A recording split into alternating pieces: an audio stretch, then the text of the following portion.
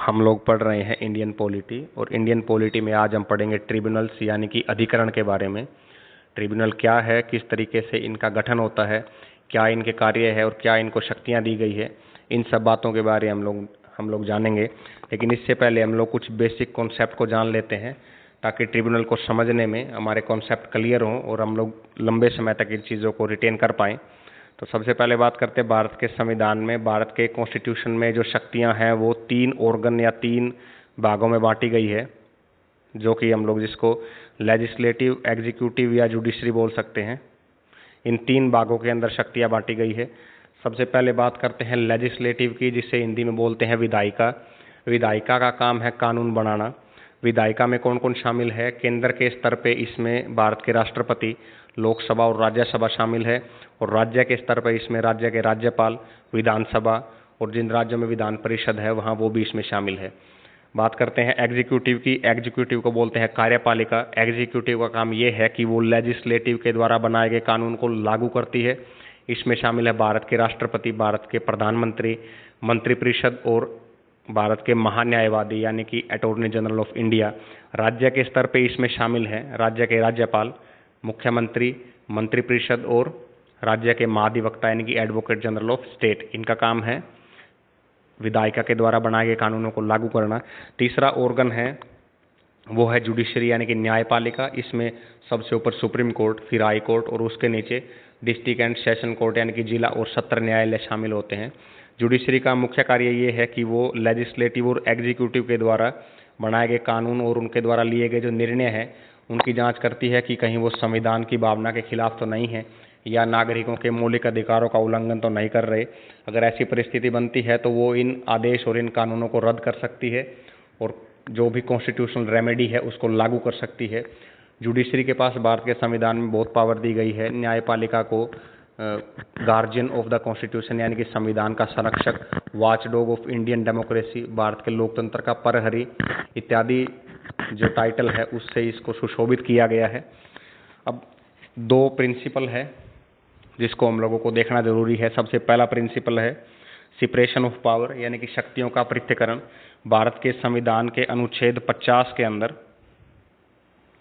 अनुच्छेद 50 जो कि संविधान के भाग 4 में है, वो ये बोलता है कि कार्यपालिका न्यायपालिका से पृथक होगी। यानी कि जो तीनों ऑर्गन हैं, इसको ब्रॉडर टर्म में हम लोग समझ सकते हैं कि तीनों जो ऑर्गन हैं सरकार के, कार्यपालिका, न्यायपालिका और विधायिका, ये तीनों एक दूसरे से अलग हो गए यानी कि म्यूचुअल एक्सक्लूसिव होंगे। यानी कि ये एक दूसरे के क्षेत्र में हस्तक्षेप नहीं करेंगे, एनक्रोच नहीं करेंगे किसी भी स्थिति में। ये एक प्रैक्टिकल, ये एक थ्योरेटिकल सिचुएशन है यानी कि आदर्श व्यवस्था है, सिद्धांत की बात है। अब बात करते हैं प्रैक्टिकल इशू की।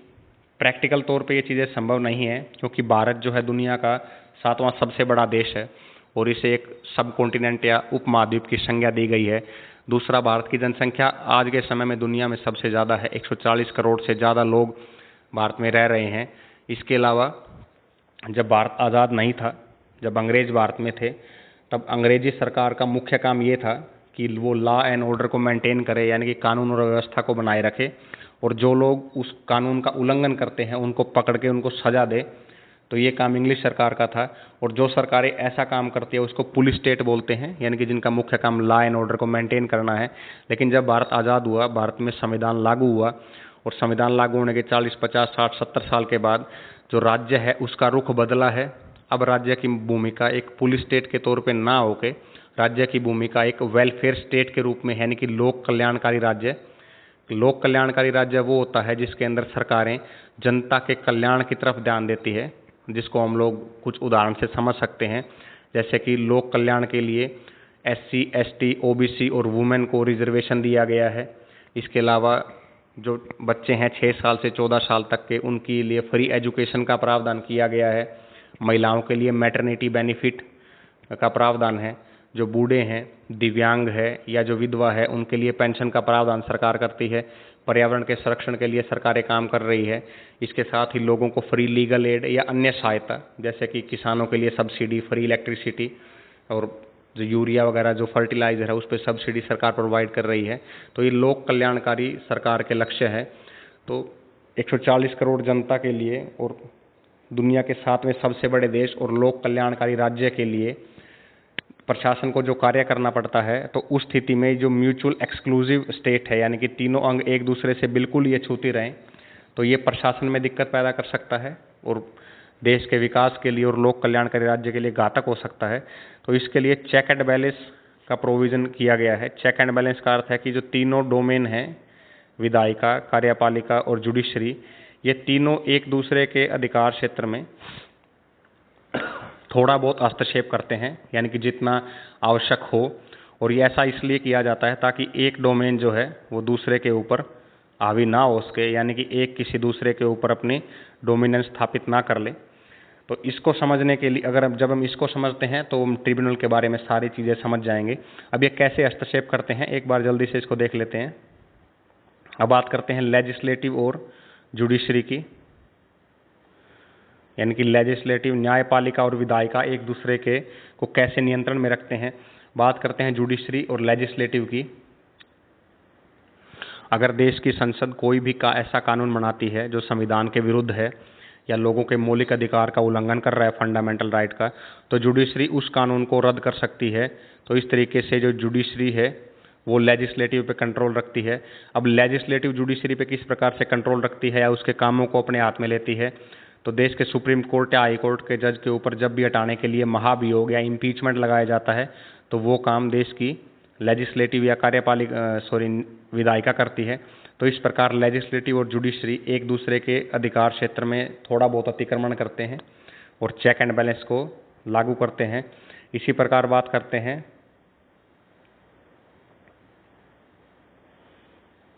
लेजिस्लेटिव और एग्जीक्यूटिव की। तो जो राज्यपाल और राष्ट्रपति हैं वो लेजिस्लेटिव और एग्जीक्यूटिव दोनों के पार्ट होते हैं, यानी कि एक व्यक्ति दोनों जगह मौजूद है। और दूसरा जो प्रधानमंत्री और मंत्रिपरिषद है वो एग्जीक्यूटिव यानी कि कार्यपालिका के भाग भी होते हैं, और लेजिस्लेटिव जो है उसके भाग भी, यानी कि वो एमपी भी होते हैं, दोहरे रोल में है। इसके अलावा जो लेजिस्लेटिव है वो एग्जीक्यूटिव को हटा भी सकती है, यानी कि देश की संसद है वो अविश्वास प्रस्ताव लाकर मंत्रिपरिषद या कार्यपालिका को समाप्त या हटा भी सकती है। तो इस प्रकार ये एक दूसरे के ऊपर नियंत्रण रखते हैं। अब जो तीसरा ऑर्गन है जो हमारे ट्रिब्यूनल को समझने के लिए जरूरी है वो ये है कि जो जुडिशरी और एग्जीक्यूटिव एक दूसरे पर किस प्रकार से नियंत्रण रखते हैं। सबसे पहले अगर एग्जीक्यूटिव या कार्यपालिका जब भी कोई ऐसा कार्य करती है जो भ्रष्टाचार या संविधान के उल्लंघन से संबंधित है, तो जुडिशरी उसको दंड दे सकती है, जिस प्रकार चारे घोटाले के केस में लालू प्रसाद यादव को सजा सुनाई थी जुडिशरी यानी कि न्यायपालिका ने।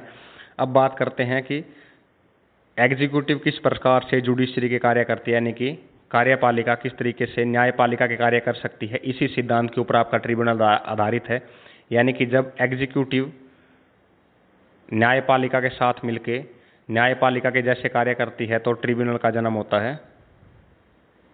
यानी कि जो ट्रिब्यूनल है वो एग्जीक्यूटिव प्लस जुडिशरी यानी कि कार्यपालिका प्लस न्यायपालिका का मिश्रण है। इसीलिए जो ट्रिब्यूनल्स है उन्हें क्वासी जुडिशियल यानी कि अर्ध न्यायिक प्रवृत्ति का कहा जाता है, यानी कि इनका जो नेचर है वो आधा न्यायिक है और आधा कार्यपालिका के जैसा है। अब हम लोग ट्रिब्यूनल्स के बारे में पढ़ेंगे। भारत का जो ओरिजिनल कॉन्स्टिट्यूशन था उसमें ट्रिब्यूनल का यानी कि अधिकरण का कहीं भी जिक्र नहीं है।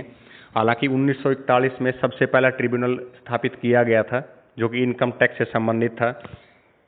उसके बाद 1966 में फर्स्ट एडमिनिस्ट्रेटिव रिफॉर्म कमीशन यानी कि प्रथम प्रशासनिक सुधार आयोग ने इस बात की रिकमेंडेशन की थी कि एक ट्रिब्यूनल की स्थापना की जानी चाहिए। उसके बाद 1970s में 6th लॉ कमीशन की जो रिपोर्ट आई, 6वें विधि आयोग ने रिपोर्ट दी, उसमें भी एडमिनिस्ट्रेटिव ट्रिब्यूनल के गठन की सिफारिशें की गई थी।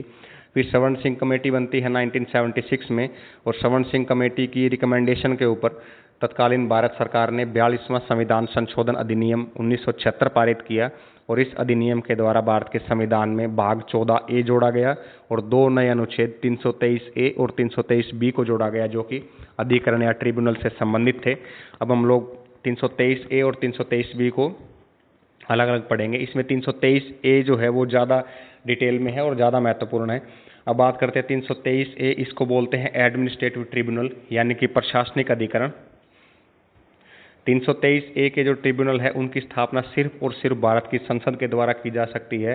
राज्य सरकारें या राज्य विधानमंडल जो है इनकी स्थापना नहीं कर सकते। अब बात करते हैं 323A की स्थापना किन बातों को लेके या किस काम के लिए की जा सकती है। तो सबसे पहले केंद्र और राज्य सरकार की लोक सेवाएं यानी कि सेंटर और स्टेट गवर्नमेंट की जितनी भी पब्लिक सर्विसेज हैं उनके लिए। स्थानीय निकाय के अंदर पंचायती संस्थाएं यानी कि इसमें जिला परिषद, पंचायत समिति और ग्राम पंचायत, और शहरी स्थानीय निकाय जिसके अंदर नगर पालिका, नगर परिषद और नगर निगम यानी कि स्थानीय निकाय की सेवाएं, केंद्र और राज्य सरकार की सेवाएं, और जो भी सार्वजनिक निगम यानी कि पब्लिक कॉरपोरेशन और इस्टेब्लिशमेंट है, सार्वजनिक निगम और प्राधिकरण का अर्थ वो सभी संस्थाएं, वो सभी बोर्ड, वो सभी निकाय जो कि सरकारी पब्लिक फंड से फाइनेंस है, सरकारी धन से जो चलते हैं, उनमें जो भी कर्मचारी लगे हैं, चाहे वो A class, B class, C और D क्लास के एम्प्लॉई या ऑफिसर हों, उनकी भर्ती से संबंधित यानी कि रिक्रूटमेंट और सेवा की शर्तों से जुड़े हुए जो भी डिस्प्यूट हैं निगम, कर्मचारी और सरकार के बीच में, उसको सुलझाने के लिए ट्रिब्यूनल, एडमिनिस्ट्रेटिव ट्रिब्यूनल की स्थापना की जाती है। सेवा शर्तों के अंदर कई चीज़ें शामिल होती हैं, जैसे कि कितने समय तक वो अपने पद पे बने रहेंगे, ट्रांसफ़र की पॉलिसी क्या होगी, प्रमोशन की पॉलिसी क्या होगी, सैलरी और इंक्रीमेंट क्या होगा, रिटायरमेंट के बाद उनको क्या कितनी पेंशन मिलेगी या क्या ग्रेचुइटी होगी। इससे संबंधित जो भी विवाद है, सर्विस कंडीशंस है और उनके रिक्रूटमेंट से संबंधित जो भी या प्रोबेशन पीरियड से संबंधित जो भी विवाद है, उसको सुलझाने के लिए एडमिनिस्ट्रेटिव ट्रिब्यूनल बनाए जाते हैं। उसके बाद भारत की सरकार ने इसी को ध्यान में रखते हुए 1985 में केंद्रीय प्रशासनिक अधिकरण अधिनियम यानी कि एडमिनिस्ट्रेटिव ट्रिब्यूनल एक्ट 1985 बनाया है, जो ये बोलता है कि केंद्र सरकार के लिए एक केंद्रीय प्रशासनिक अधिकरण, वन सेंट्रल एडमिनिस्ट्रेटिव ट्रिब्यूनल, और राज्यों के लिए स्टेट एडमिनिस्ट्रेटिव ट्रिब्यूनल की स्थापना की जाएगी, जो भारत की संसद करेगी। अब पहले हम लोग पढ़ते हैं कैट के बारे में यानी कि सेंट्रल एडमिनिस्ट्रेटिव ट्रिब्यूनल के बारे में। इसकी स्थापना 1985 में हुई है एटी एक्ट के तहत। इसकी प्रिंसिपल बेंच दिल्ली में है और इसकी अन्य बेंच जो है सब्सिडरी बेंच है, अन्य खंडपीठ है, जिनकी संख्या टोटल 19 है, जिनमें से 17 बेंच हाई कोर्ट में काम कर रही है, हाई कोर्ट के प्रेमाइसिस में, और 2 बेंच जो है वो लखनऊ और जयपुर में है। इनके जो सदस्य हैं ये एक मल्टी मेंबर बॉडी हैं। कैट के अंदर एक अध्यक्ष और अन्य सदस्य होते हैं। अब जो इनके कुल सदस्यों की संख्या 70 है, जो 2021 के अमेंडमेंट के तहत है, और इनके अध्यक्ष और सदस्यों की जो हैसियत है वो एक हाई कोर्ट के जज के समान है। ये प्रावधान 2006 में अमेंडमेंट के बाद जोड़ा गया था सुप्रीम कोर्ट के निर्देश के अनुसार। इनकी अपॉइंटमेंट राष्ट्रपति के द्वारा होती है। कैट के अध्यक्ष अपने पद पर 5 वर्ष के लिए या 65 वर्ष की आयु जो भी पहले हो उस समय तक अपने पद पर रहते हैं, और जो अन्य सदस्य है वो 5 वर्ष की आयु या 62 वर्ष जो भी पहले हो उस समय तक अपने पद पे बने रहते हैं। बात करते हैं सिलेक्शन की, तो कैट के अध्यक्ष और सदस्यों को के सिलेक्शन के लिए एक कमेटी बनाई जाती है, और उस कमेटी के जो अध्यक्ष हैं वो एक सुप्रीम कोर्ट के जज होते हैं, और उनको nominate chief justice of India करते हैं, यानी कि भारत के मुख्य न्यायाधीश। यानी कि एक सिलेक्शन कमेटी होगी जिसके अध्यक्ष को नॉमिनेट किया जाएगा भारत के मुख्य न्यायाधीश के द्वारा, जो एक सुप्रीम कोर्ट के जज होते हैं। और ये कमेटी जिन नामों के लिए रिकमेंडेशन भेजती है उन नामों के ऊपर केंद्र सरकार की कैबिनेट कमेटी यानी कि cabinet committee on appointment CCA उन नामों के ऊपर मुहर लगाती है, और उसके बाद इन अध्यक्ष और सदस्यों की नियुक्ति होती है। अब बात करते हैं इनके काम करने के तरीके की। जो कैट है, सेंट्रल एडमिनिस्ट्रेटिव ट्रिब्यूनल, वो सिविल प्रोसीजर कोड 1908 के तहत बाध्य नहीं है। ये प्राकृतिक न्याय के सिद्धांत से कार्य करता है, यानी कि प्रिंसिपल ऑफ नेचुरल जस्टिस। इसको सीधे तरीके से इस प्रकार समझ सकते हैं कि कैट जो है वो जटिल कानूनी प्रक्रियाओं का, कॉम्प्लेक्स जुडिशियल जो प्रोसीजर है उसको फॉलो नहीं करता। ये नेचुरल जस्टिस की तरफ जाता है ताकि जो भी विवाद हैं या जो भी मुद्दे हैं उनको एक टाइम के साथ स्मूथली तरीके से सुलझाया जा सके। अब बात करते हैं कि इसमें अपील करने के लिए नाम मात्र का शुल्क यानी सिर्फ 50 रुपये लगते हैं, और शिकायत करने वाला कर्मचारी खुद या अपने वकील या लीगल रिप्रेजेंटेटिव के माध्यम से अपनी शिकायतें इसमें दर्ज करवा सकता है। कैट का अधिकार क्षेत्र क्या है, यानी कि कौन कौन इसके अधिकार क्षेत्र में आते हैं। ऑल इंडिया सर्विसेज यानी कि जिसमें IAS, IPS और इंडियन फॉरेस्ट सर्विसेज के अधिकारी।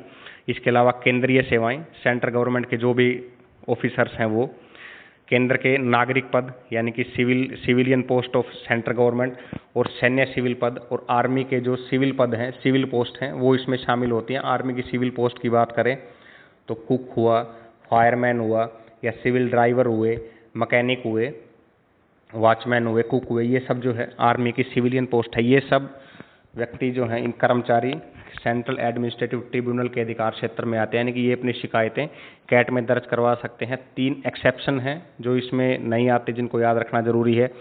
सबसे पहले सैन्य सदस्य, यानी कि जो भी सेनाएं हैं उसके जो कॉम्बैट अधिकारी हैं, युद्ध में जो भाग लेते हैं, जिसमें सिपाही हुआ, चाहे सूबेदार, मेजर, कर्नल, जो भी हुए अधिकारी हो, वो इसमें अपने शिकायत नहीं कर सकते। इसके अलावा एम्प्लॉय ऑफ पार्लियामेंट सेक्रेटेरिएट यानी कि संसद सचिवालय के अधिकारी और हाईकोर्ट के जो एम्प्लॉय है वो कैट से बाहर हैं। अब अगर कोई निर्णय कैट ने दिया है और सामने वाला इससे संतुष्ट नहीं है तो वो अपनी अपील सुप्रीम कोर्ट में दायर कर सकता है।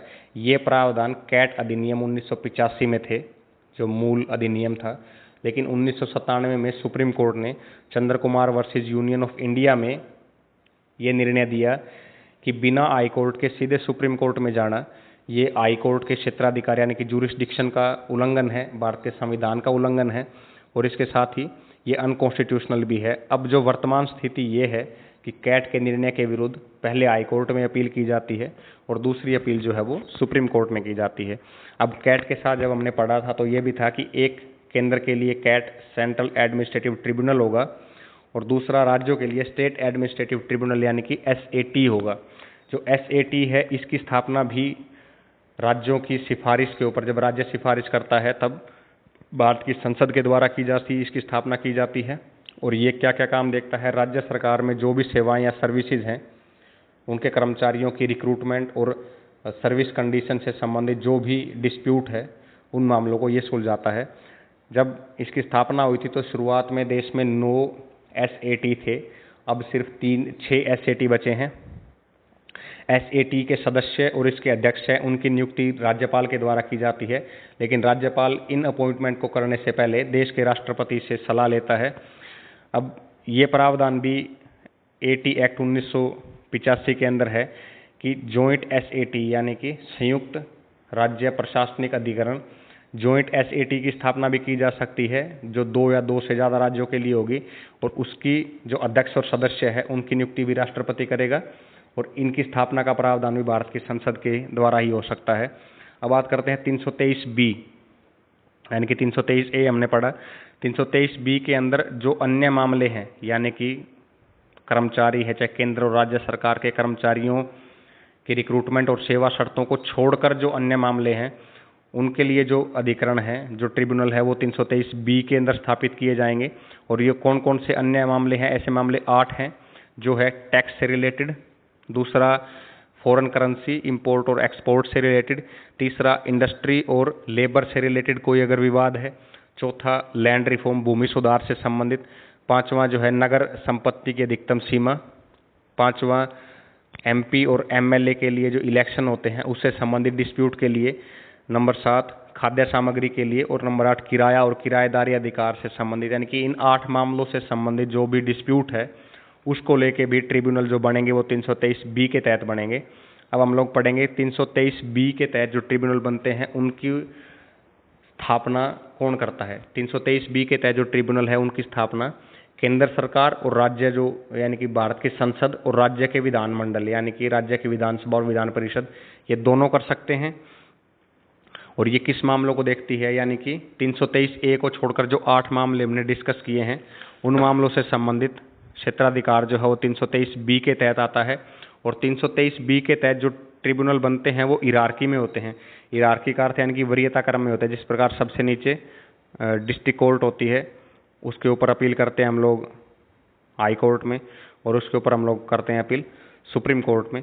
तो ये वरीयता क्रम होता है, यानी कि सबसे पहले जैसे इनकम टैक्स है, इनकम टैक्स ट्रिब्यूनल बना है तो इसके विरुद्ध जो अपील है वो इनकम टैक्स एपेलेट ट्रिब्यूनल में होगी, और उसके विरुद्ध जो अपील है वो जैसे कि IBC में होगी। तो मतलब इस तरीके से ये एक हिरार्की या वरीयता क्रम बनता है 323B के तहत। और जो 323A के तहत है उसको फिर से हम लोग रिवाइज करते हैं। इन 323A के तहत जो है सिर्फ उन्हीं ट्रिब्यूनल की स्थापना हो सकती है जो केंद्र या राज्य सरकार की सेवाओं से संबंधित कर्मचारी की भर्ती और सेवा शर्तों से संबंधित विवाद है उसके लिए इनकी स्थापना सिर्फ संसद के द्वारा हो सकती है। और 323A के तहत जो भी ट्रिब्यूनल बनते हैं उनके लिए कोई भी वरीयता क्रम नहीं होता। तो ये ट्रिब्यूनल के बारे में था। उम्मीद है इससे जुड़े हुए जो भी क्वेश्चंस आपके सामने आएंगे आप उनको इजीली टैकल कर पाएंगे और उनका आंसर कर पाएंगे। Thank you.